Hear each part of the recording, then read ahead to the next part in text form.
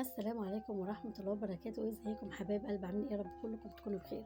احنا طبعا النهارده هنجرب الكيكة في القلاية الهوائية بتاعتنا. طبعا مقادير الكيكة كله طبعا عرفنا ان انا عملت بضاية وحطيت عليها ربع كيلو من الدقيق، وعليها كوباية من اللبن ومعلقتين من الزيت وفانيليا وبيكنج باودر والسكر، وضربت كل دوت مع بعضها. وبعد كده حطيت الكيكة بتاعتي في قلب الطواجن.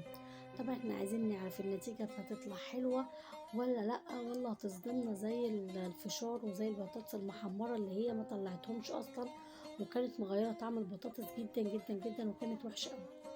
طبعا زي ما انتوا شايفين حجمها حلو جدا، خدت 4 طواجن. وهنشوف بقى درجة الحرارة هنعملها. احنا كده دوسنا على علامة التشغيل، وبعد كده دوسنا على زرار الكيكة، عملت لنا 30 درجة مئوية ب 150 درجة الحرارة. طبعا 30 دقيقة ديت مش كفاية طبعا، لان احنا بنزود ل10 دقايق ل5 دقايق على حسب الحاجة اللي احنا بنحطها، وساعات كمان بزود نص ساعة على الحاجة اللي انا عايزة احطها. هنشوف بعد 35 دقيقة هتبقى عاملة الكيكة ازاي. نفتح بقى كده ونشوف بعد 35 دقيقة. ما شاء الله طلعت الكيكة حلوة جدا وعجبتني جدا برضو في الكيكة. هنشوف دلوقتي اذا كانت استوت الكيكاية معانا ولا لا.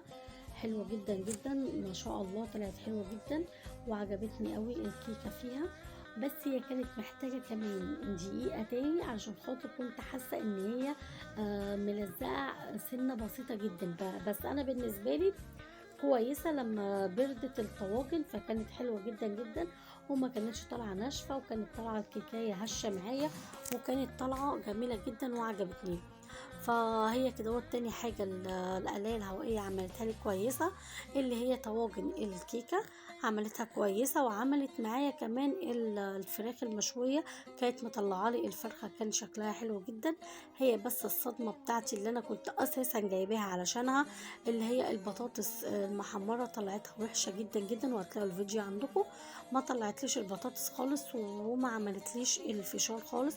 بس في الكيكة النتيجة بتاعتها طلعت حلوة جدا ومضمونة وعجبتني جدا فيها. يعني انا ممكن ما بطلش ان انا اعمل الكيكة بالطريقة دي، حلوة جدا. وكمان لما بتحط على صوص الشوكولاتة من فوق بتبقى خطيرة جدا وروعة جدا. طبعا بعد ما اخلص كل الفيديوهات بتاعتي زي ما قلت لكم هنعمل فيديوهات مفصلة، هننزل بفيديو كبير مجمع. ومن الفيديو دوت للفيديو جاي هشوفكم في رعاية الله.